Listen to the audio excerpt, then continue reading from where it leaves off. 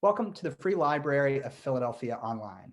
My name is Jason Freeman. I'm a producer and editor here in the Free Library's Author Events Office, and I'm pleased to be here to introduce tonight's guest, Amelia Pang.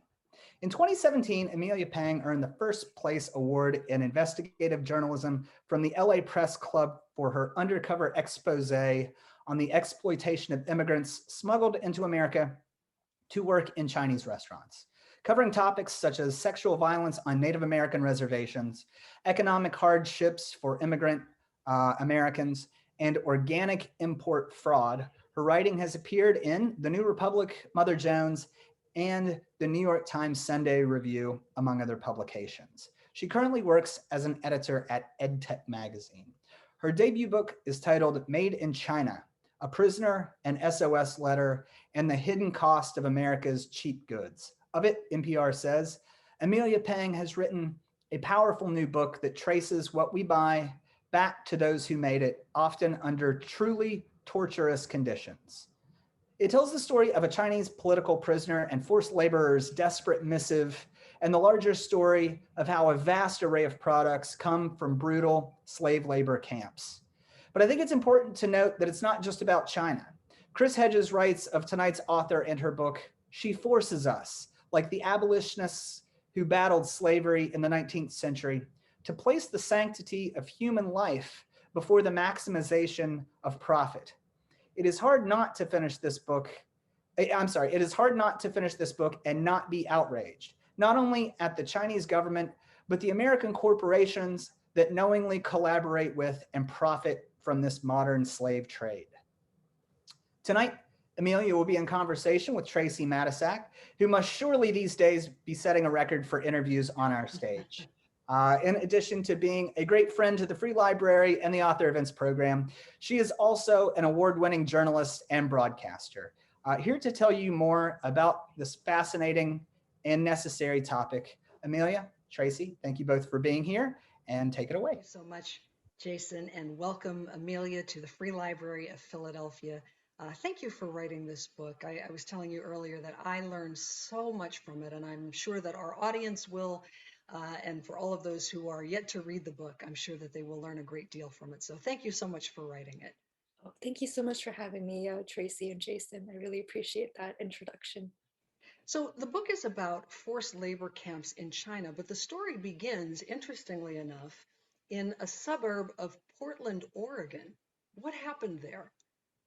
Yes, in 2012, an American woman named Julie Keith, she is this mother of two young children planning a Halloween party for one of her kids, and she decides to look in her garage to see what decorations she has and realize she has this unopened one that was gifted to her 2 years ago, and it was from Kmart that somebody had gotten really cheap when it was on clearance on sale after Halloween one year.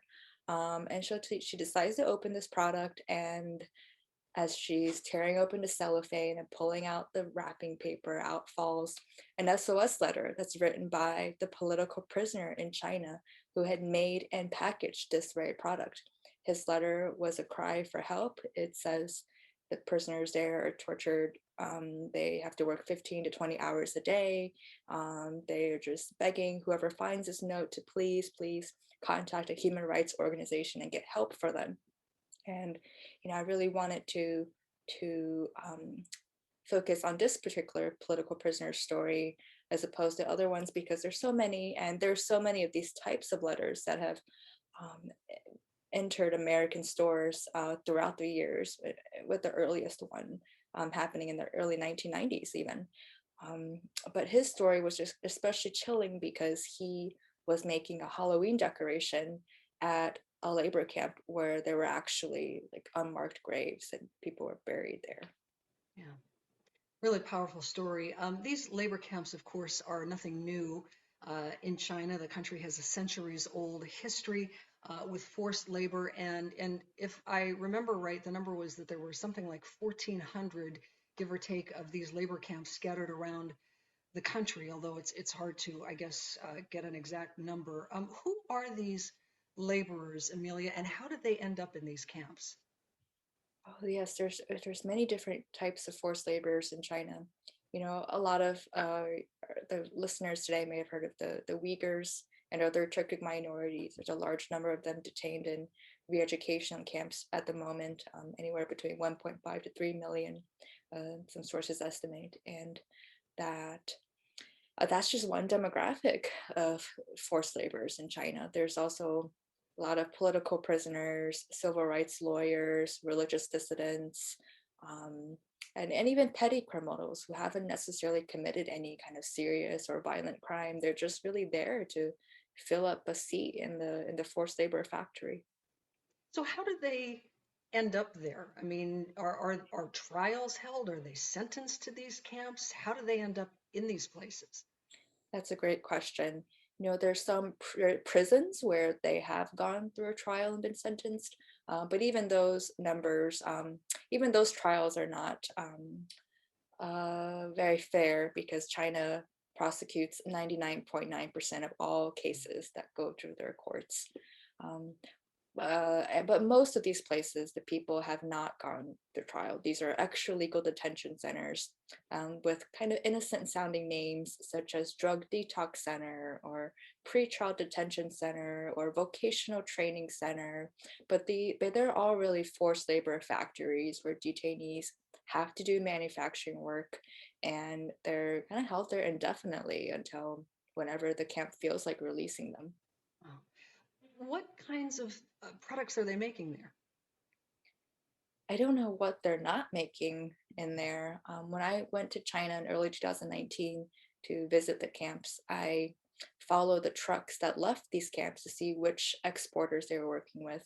And they like the one camp would work with all kinds of exporters. They would, work with everything from a pharmaceutical to a factory that made pet products, and to even an apple factory, an official apple supplier was working with one of these camps. And so I don't think the camp is necessarily making the entire product from scratch. It might be just one part or maybe just packaging, but they're working with many types of exporters making all kinds of products for us. Is there a way to get a fix on how many people are in these camps and how many of them may be children? Oh, it's hard to it. There's millions of people in these camps really because I mean just in the Uyghur camps alone, there's anywhere between 1.5 to 3 million. Um, and there are children as well. I called some of these camps, including one that said it was a juvenile detention center. When I called them, the person who answered the phone said, "Absolutely, we do make products for here. We can export to you."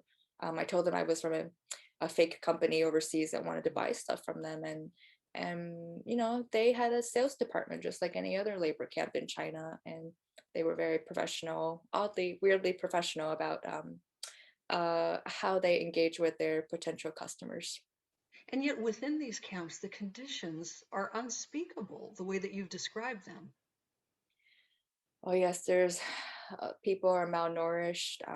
People have to work really long hours, 15 to 20 hours a day, and a lot of times they are tortured if they're not, and heavily beaten if they're not producing the products at a fast enough rate to meet the daily quotas, which are often like an unrealistically high quota.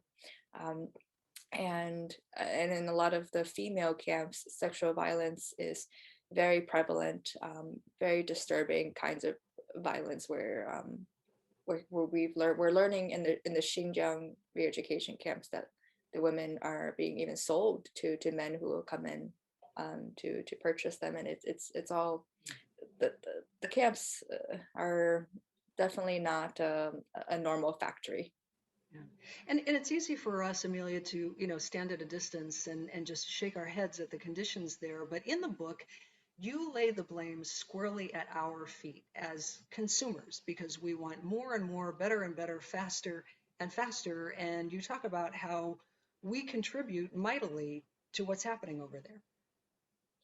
Yes, I spoke with Chinese auditors who audit the factories for our companies, and they say, based on the way that audits are currently designed, I know that they're using prison labor because it's so common, but I can't tell from the audits. I can't tell from the way that the audits are designed by your companies I can't detect forced labor. And so a lot of our companies will brand themselves as sustainable and ethical. Most will have either a sustainability page or a corporate social responsibility page, talking in depth about how they would never use forced labor or never encourage their factories to use it. But yet the way that they source from these factories and their relationships with these factories strongly encourage them to use forced labor. The prices that they give to the factories are often a lot of times so low that the factory cannot realistically make it in-house or subcontract the work to an approved normal factory. They kind of have to outsource the work to somewhere really shady and illegal, like a labor camp where the people there are either extremely underpaid or not paid at all, as in the case of most labor camps. And another factor that is causing Chinese factories to outsource work to forced labor is the unrealistic production deadlines that a lot of companies are giving their normal factories. And the reason why the prices are so low and the deadlines are so tight is because they're often just trying to meet our consumer demands. We love to buy things that are extremely cheap and extremely trendy. We're always searching for the latest trends in all different types of products and industries. So at the end of the day, there is blood on our hands too, because we're contributing to our company's sourcing practices. But the good news is there are things that we can do to encourage companies and encourage factories to not use forced labor. And my book does talk a lot about that as well. And I absolutely want us to spend some time on that, because I think that is the $64 million question: is what can we do, to try to bring an end to this, or at least to mitigate this in some way. But a couple of things before that. Number one, I was thinking about fast fashion in reading your book, where there's just this demand for such a quick turnaround with fast fashion. And is there a way to understand to what degree just that industry may contribute to the existence of these forced labor camps? Yes, that's a great point. I mean, the fashion industry is definitely not the only industry using forced labor, but they're a huge contributor. I mean, fast fashion is actually is one of the slower forms of fashion at the moment. Now there's ultra fast fashion, where companies like Fashion Nova, the CEO has famously said he can turn something from a design into actual clothing in less than 24 hours. So that kind of a time frame, the Fashion Nova and companies like them, that are primarily only online and really chasing after the latest trends and being the first to sell the latest trends, a lot of them are extremely profitable, and it's pushing companies throughout the fashion industry to try to shorten their production deadline even more to keep up with their trends that they're setting. So yes, it's definitely a huge contributor, because I mean, realistically, how do you think it's possible for something to turn from design into a distributed product on the other side of the world? Like, something's got to give. You mentioned sustainability just a moment ago, and you hear about companies doing audits to try to make sure that their sourcing is legitimate. But those audits, according to your book, don't really give us a great picture of what's really going on. That all audits are not the same. How does that work, and why do these audits not really give us the full picture?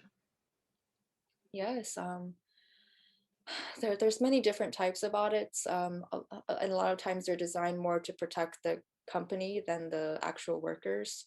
For example, whenever a company like Kmart, or Walmart, or even more expensive ones, whenever an SOS letter or something like that is found in their product, they always release a statement that says something along the lines of, "We conducted an audit, we looked at our past audits and found no evidence of forced labor."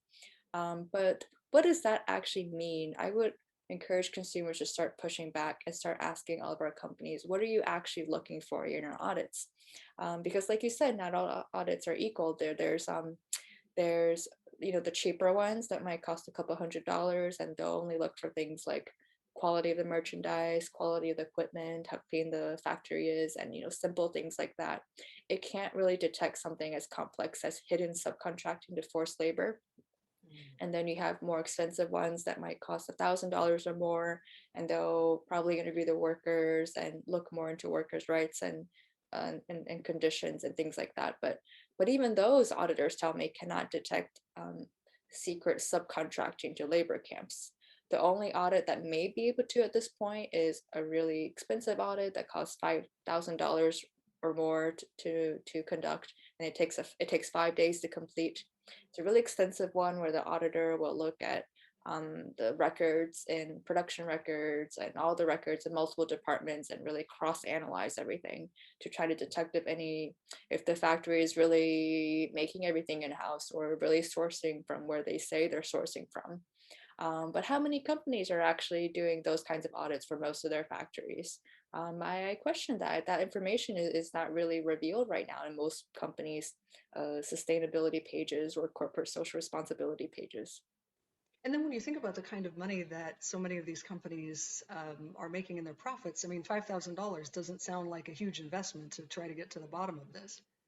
Right, you have multi-million-dollar companies and billion-dollar companies. It's really not a lot for them, and I would argue that yes, for a lot of companies, maybe that is a huge investment, and that they can't realistically do that. But there are other things you can do, maybe simple, maybe even cheap things that you can do to really discourage your factory from using forced labor and to show them that you're serious with the forced labor. But as far as I can tell, I haven't come across any companies that's actually doing anything like that. What about the US government, Amelia? Just last month, just before the Biden administration took over, the Trump administration announced a ban on Chinese cotton, and I think it was tomatoes as well, and products that are made from those things. And I wonder, will that make any significant difference? If they continue with the bans, it will. That is a pretty significant step. It won't solve the issue, but it was definitely worth doing because up until then, or up until the last year, really, the U.S. government really banned one type of product at a time from one specific supplier. It was really it couldn't really, it was more of a band-aid solution to stop forced labor because it was so tedious to ban just one type of product from one factory. You couldn't do any large scale bans like all cotton or all tomatoes. So this was really the one of the first of its kind, and it was pretty significant in that manner because Xinjiang is a key region where a lot of forced labor is happening and where trade in Xinjiang is very, very important to China. China has invested a lot of money into making that area a successful a trading area. So it was significant in that sense, but that act alone is not going to, in my opinion, end the labor camps in China or cause China to rethink its policies.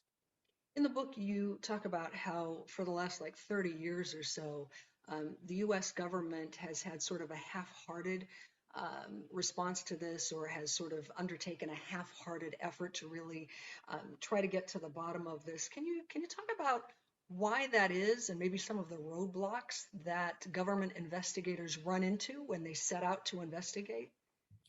Yes, I do talk about a lot of these roadblocks in my book.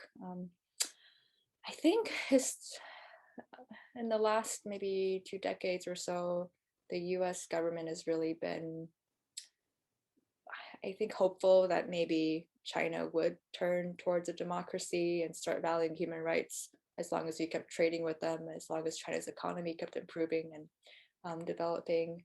But I think most people can agree that just hasn't been the case, including Democrats, we know who traditionally have been more of that kind of a stance.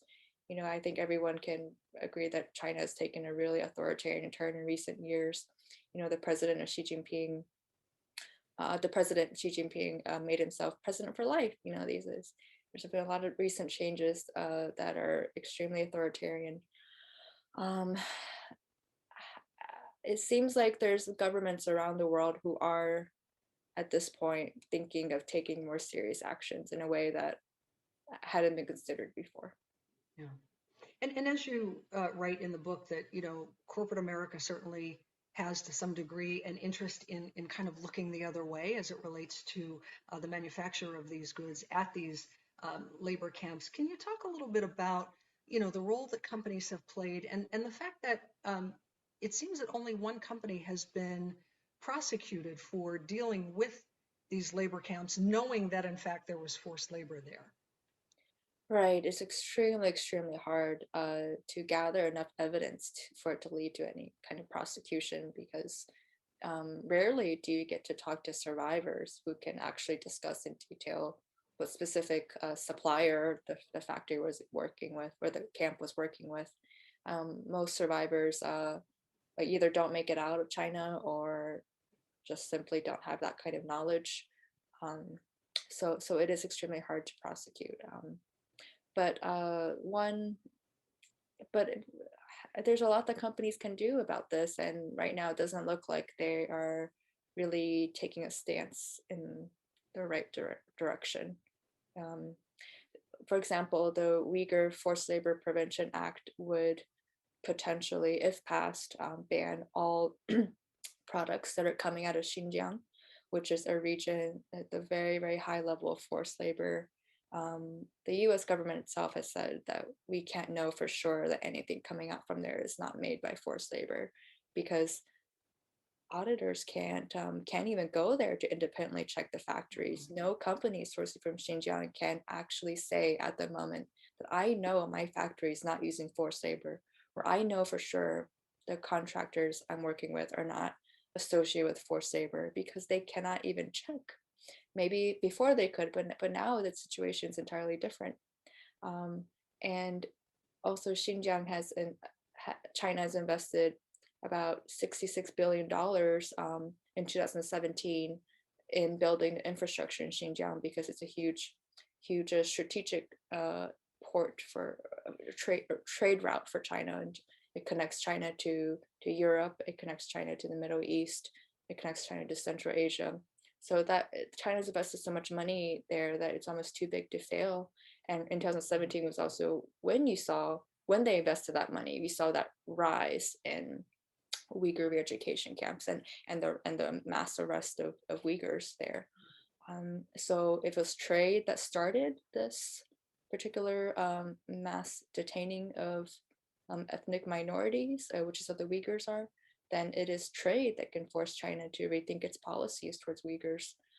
But unfortunately, most companies have not been taking a very good stance in this regard because our companies like Apple, Nike, and Coca-Cola have been actively lobbying to not get this act passed in Congress and to or heavily revise it. Apple alone spent $90,000 lobbying against this act. So yes, there's a lot. Our companies could be doing a lot better, but it doesn't look like that's where they're putting their money. Yeah. I was interested and surprised to learn as I read your book, there was a line where you said something like, these prisoners are kept alive simply because of their usefulness in producing all of these products so quickly. But you also say that they are useful even in death, that there's good evidence that many of these prisoners, when they die or are executed, that their organs are then harvested. Talk about that. Yes, China's organ market is extremely lucrative. It's $1 billion a year industry. And in 2019, I believe, the China Tribunal in London, which is an independent panel of investigators that include doctors, human rights lawyers, and other types of experts, they're independent, and they looked at all the evidence and confirmed that it was not medically possible for China to have that large of an organ supply based on natural death rates. There's a lot of hard evidence that China is executing prisoners, especially political prisoners, for the express purpose of selling their organs. I was struck by the fact that as shocking as the information is in your book, most of us have at least a peripheral awareness that something like this has been happening, and yet we continue to buy these goods. And there's a real disconnect there. How do you account for that sort of cognitive dissonance that we know that something terrible is going on and that many of these products are produced under terrible conditions, and yet we continue to purchase them? Yes, studies have shown that when we see an extremely low price and it looks like we're getting a bargain deal, our brains do light up. We feel joy, and it's hard to ignore that feeling. Um, but I'm hopeful that so that's why, you know, traditionally, you know, whenever you hear news of a particular company or especially fashion companies using factories with egregious labor violations. Um, a lot of times it doesn't actually impact their bottom line, despite the bad publicity. People keep buying from them, and I think that's why. It's because we just love to buy cheap goods. It literally makes us very happy. Um, but studies have also shown that if we are truly aware of the how horrific some of these factories are, and the horror, really, if it exceeds a certain threshold, it's very, very hard to ignore at that point. Once it exceeds a certain threshold, the price no longer matters at that point. So I think what we're seeing with what new information we're learning about how horrific the sexual violence in these Uyghur camps are, especially, I think a lot of consumers, after knowing more about this, would have a hard time continuing to buy something just simply because it's cheap. Yeah, which, leads to the big question here, which is, what can we do? Those of us who are reading your book, who are becoming more aware of what's happening, what what do we do next?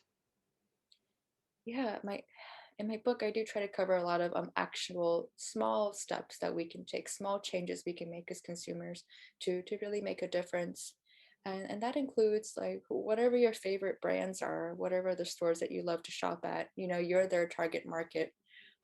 Just take a moment and look at their sustainability page or their corporate social responsibility page and see what it says, or see how little it says.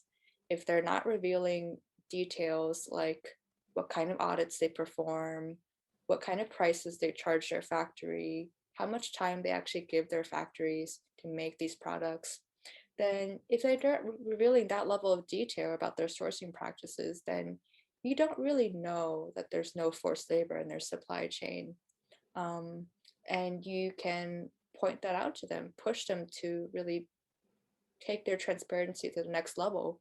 Go on social media, go on Facebook and Twitter, and call out companies and have your posts go viral, and you know, it's that kind of a consumer-led movement can really make a significant change. I do want to talk about some hopeful changes that have happened historically. It's rather because this topic is pretty dark. Um, and that includes, for example, the Nike boycotts in the 1990s. You know, when we were first learning about the sweatshops, a lot of people were very shocked. Universities, students all over were boycotting Nike, and they were a huge target market, and Nike was quite worried about that. And while these kinds of boycotts didn't hurt Nike's bottom line in the long run, it did scare Nike and other multinational corporations enough that they made some significant changes in their sourcing practices and policies, which included doing audit reports and even releasing summaries of their audits. And that was really unprecedented. That couldn't have happened without consumers voicing their horrors and expressing their disappointment to Nike for using sweatshop labor. And I think since the 90s, there's just been so much more information that's come out about all these different companies and all these different human rights issues in factories all over the world. And it can feel really overwhelming to consumers. Like, who do we even target? How do we even create a focused movement or change again? But I would argue that we can hold all of our companies more accountable by asking them to do a simple thing like, okay, can you start rewriting your contracts at no extra expense to you? Just rewrite your contracts and ask and let the factory know that you might be occasionally sending someone who is and you won't tell them the factory ahead of time that they're coming. You're just going to occasionally send someone to follow the trucks that leave your factories to see which other factories they have relationships with, whether they are approved good factories, and there are good factories in China. It's not all labor camps, or are they working with places that are quite obviously prison camps? Um, you know, that was the only way that I could find out information about their relationships. And it actually was not all that difficult to follow the trucks. Surprisingly, we talked to the guards there. They were quite open about that, about how they worked with companies because they just do it so often. It's just normal for them to talk about it with people that show up at the camp. A lot of business people show up at the camps to buy from them. And so if our companies really wanted to find this information out, they could. And even if they didn't actually follow the factories, they could, if they just write in their contract that they will be doing this or they may be doing this, that will send a very serious message to their suppliers that this company is going to take this seriously. It doesn't want you to use forced labor. You don't want to risk losing a big contract with a huge company that was hard for you to get. You're going to do everything you can to make sure you don't get in trouble, and that little thing alone could make a huge difference in terms of whether Chinese factories will use forced labor to make our products. And it's not going to really cost the company that much money to do it. And consumers can start asking their favorite brands to start making this change. Well, on that note, let's go to some questions from our audience. I see that they are stacking up in here. All right, a couple of questions actually, and I'd wondered about this too. Brian asks, are you persona non grata in China now for your reporting? And there's another question from Janice about, being able to get in and to investigate. So can you talk a little bit about your experience going over there and doing your own investigation? Yes, I actually had to go on a tourism visa and not a journalism visa because whenever someone goes on a journalism visa, excuse me, they are followed by the police pretty much the entire time. It's really, really hard to get much reporting done. You have to come up with some pretty ingenious strategies to trick the police, and you have to have a lot of resources to do it and a lot of experience. So it's much easier to to go on a tourism visa, but it's also more dangerous in a sense because you don't quite have the journalism protections that you normally would. Um, but with that said, the foreign journalists who have never been Chinese nationals, like myself, do tend to have more protections, even if we do get caught by the police. Um, they're probably going to detain us, or they might even be a little violent, but they're not going to imprison us for years at a time. They're not going to execute us if we are foreign journalists. Um, but that's not the case with domestic journalists or even foreign journalists who were once Chinese nationals. So I felt that I was in a good position to do the reporting because I was technically a foreign journalist and I can speak Chinese and I kind of blend in when I do show up at these camps and seem like I'm one of them. So yeah, luckily, no, I didn't get into any trouble while I was there.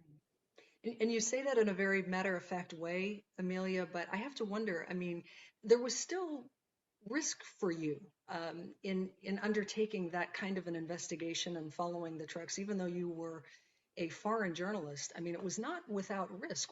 How concerned were you for your own safety? Yeah, I was a bit scared to be honest.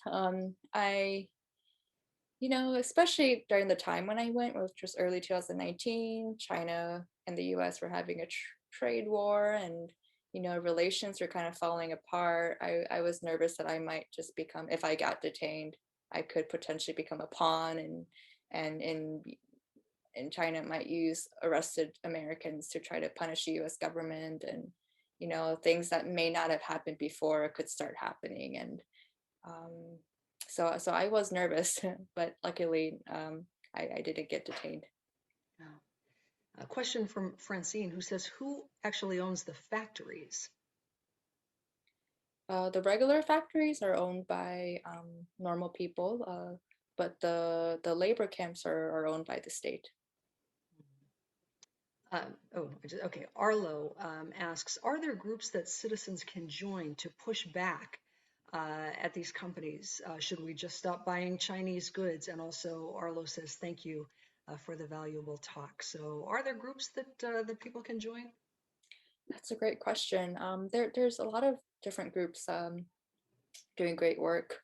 Um, One of them would be any of the Uyghur human rights groups, where there's the Uyghur Human Rights Project, or um, some of the names are escaping me. I can post them on social media. I know the Uyghurs are especially active right now because their people are undergoing a genocide, especially active in getting the U.S. government to pass some more serious legislation to stop forced labor from entering our stores. Eli asks, which companies, politicians, and others are champions of this issue, such as yourself, and how can we support them?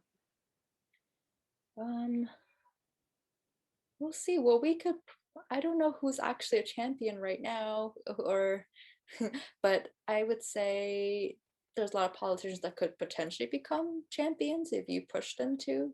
The Uyghur Forced Labor Prevention Act, which could potentially significantly be significant leverage to push China to change its policies.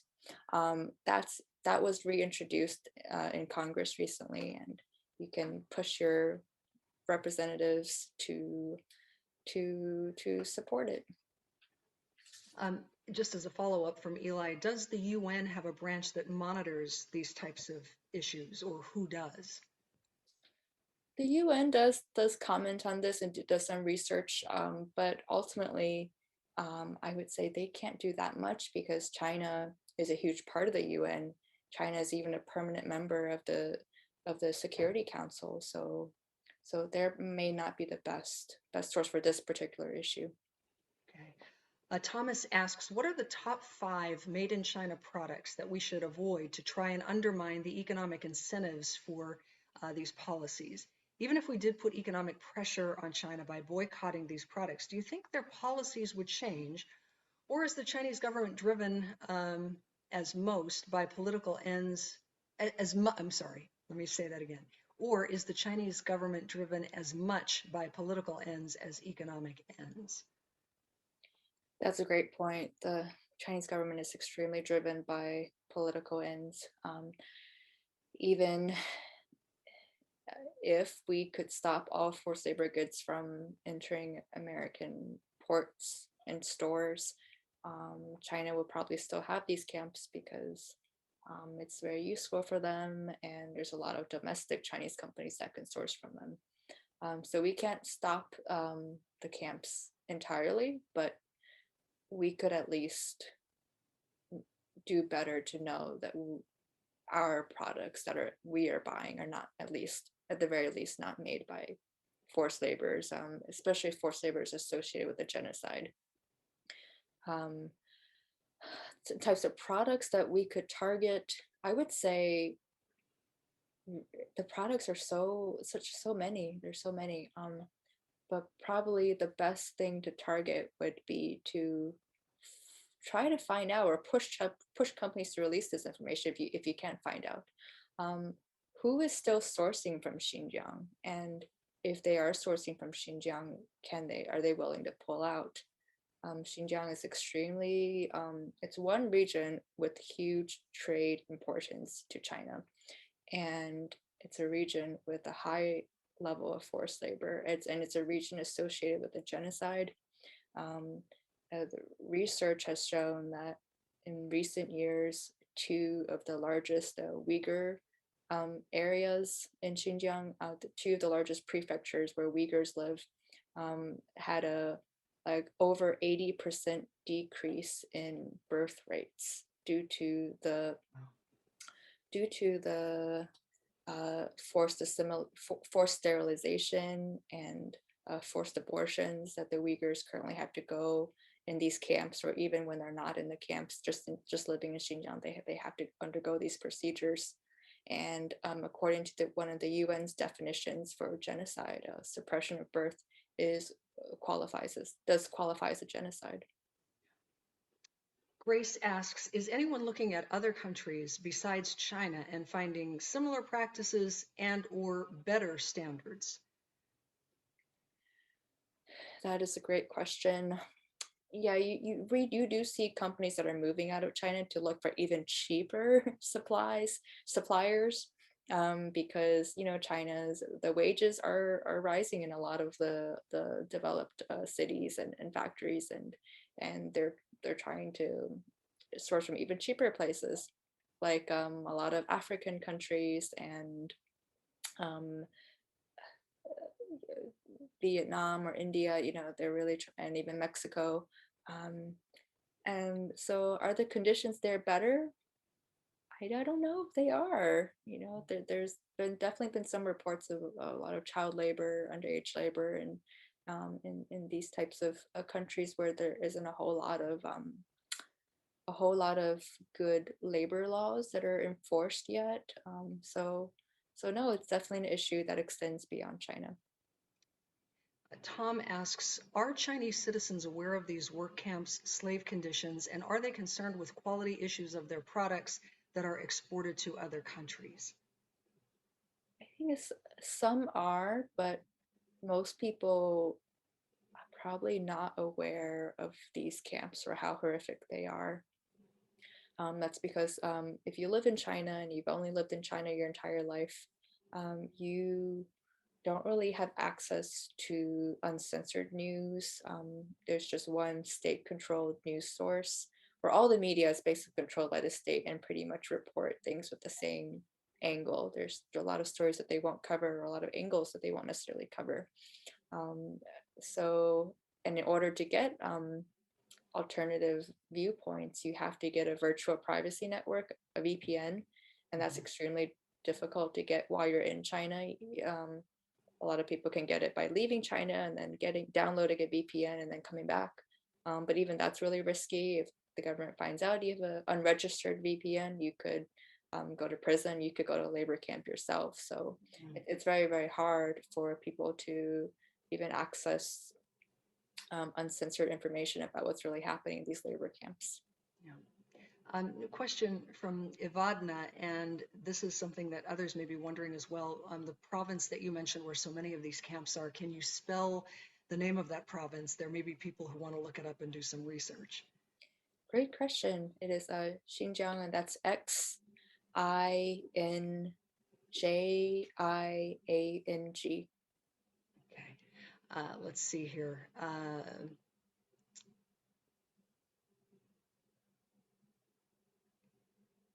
So there's a question here about Falun Gong, because you write extensively about the Falun Gong group and how many of them have ended up in these camps. And it says, Phil says the Falun Gong are having conversation groups to make Americans aware of the imprisonment of Uyghurs. Are you aware of that and the efforts that Falun Gong is undertaking to try to spread awareness? Outside of China, I'm not so familiar, not so aware. I've mostly been concentrating on the dissident work they've been doing in the US. Yeah. I can't comment on that. Okay. Question from Brian. Do you expect that human rights will have any teeth under the Biden administration?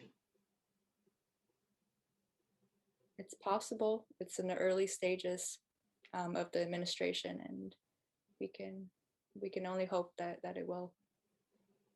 Yeah. Follow-up question to that from Brian. Aren't conditions in most Chinese factories onerous for workers? I know that you mentioned that there are, good legitimate factories in China. Are working conditions generally difficult in factories there, or what have you found? For sure, there's a lot of even normal factories that don't have great working conditions.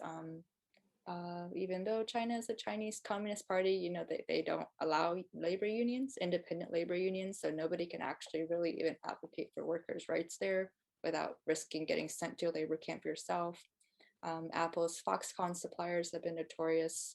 They in recent years they made a lot of headlines about the suicides that have occurred in their factories. So no, there's a lot of other even normal factories where the conditions are not great. Yeah. Tom asks a question about whether you feel any personal danger having written the book, and that sort of leads to a separate question where in the book, at the very end, you thank your family in China, and you say, "I'm sorry if this makes life more difficult for you." Can you talk a little bit more about that? You are of Uyghur descent, I understand, and can you talk a little bit about that and concern for family over there? Yes, I am very, very concerned. I haven't talked to them about it because our only communications are through WeChat, which is a Chinese government owned app, and it's surveilled pretty tightly. They have bots and algorithms that can detect certain types of words. If you just have certain types of discussions, you could get into a lot of trouble. So I don't know how they're doing or if this has had any impact on them, and I do worry about that. Yeah. Question from Mark, and I know you touched on this, but perhaps you could elaborate a little bit. Mark says, are prisoners performing the work for these factories arrested for a period of time, or are they being held indefinitely? It depends on the camp. In the re-education through labor camps, the average was around 2.5 years. That's what the average informal sentence was. They haven't been sentenced in a court. It's just what kind of the police sentenced them, really. Some of them are pretty much there for life. It really depends on, because it is kind of arbitrary. It's hard to say. It varies. Grace asks, what are some companies that are doing it right? There's definitely some companies that are doing better than others. I don't know if necessarily doing it right or doing the best that they can. And that's what our job is. We can encourage them to do that.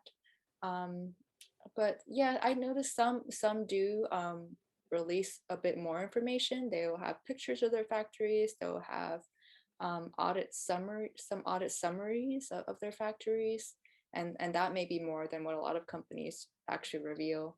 A lot of companies reveal, the full list of their factories and their addresses, and that's good to a certain extent, but a lot of companies really should be revealing more information than that, if we can really know for sure, for us to really be sure that they're not using forced labor. Yeah. Before we begin to wrap up our program here, Amelia, I just want to read you a couple of notes from our audience. Janice says she admires you. You are brave. Evelyn says a comment of gratitude for what you care about and the desire and ability to express what is so important for us to know and do what we can to help. Many thanks, and continue what you do in continued good health. Stay well and be safe.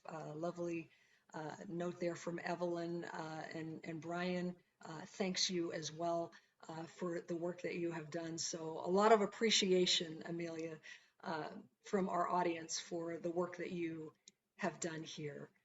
Oh, thank you so much. I wish we were doing it in person so I could actually meet everyone. Well, and just before we close, I know that you did give us some ideas on ways that all of us can either change our behavior, maybe put some pressure on some companies, do some research. If there were one big idea that you wanted readers to take away from your book, what would it be? Well, my book does list a full list of questions maybe you can start asking companies. But in terms of one big idea, I think maybe just the awareness that a lot of times it's us as consumers chasing the latest trends for the cheapest prices that are contributing to factories having to outsource work to forced labor to meet our production demands. So the next time we want to buy something kind of frivolous, just take a moment and think, do we really need this? Or can we really think about it and start buying things on a need basis rather than a want basis? And if everyone started doing that, I think it can make a profound change on how factories produce products on the other side of the world. Yeah. The book is called Made in China, A Prisoner, an SOS Letter, and the Hidden Cost of America's Cheap Goods. If you don't already have the book, we have a link to the Joseph Fox Bookshop where you can get the book, but really, really important reading. Amelia Pang, thank you so much for writing this book, for taking the risks that it took you to get this information for us, and for putting this book out there into the world for us. Thank you so much. Thank you so much, Tracey, for taking the time to read my book and prepare a great conversation. Thank you so much to the Philadelphia Free Library for having me and hosting this event. I hope I can meet all of you in person one day. Thanks so much. Well, we want to thank our audience for all of your great questions, for taking some time to discuss this very, very important topic with us tonight. And as always, we want to thank the Free Library of Philadelphia, Jason Freeman, who you met at the beginning, Andy Cahan, Laura Kovacs, the whole author events team. We want to thank them for bringing these great events to all of us. So thanks for joining us, everyone. Have a great night. Stay safe and warm, and we'll see you next time. Good night.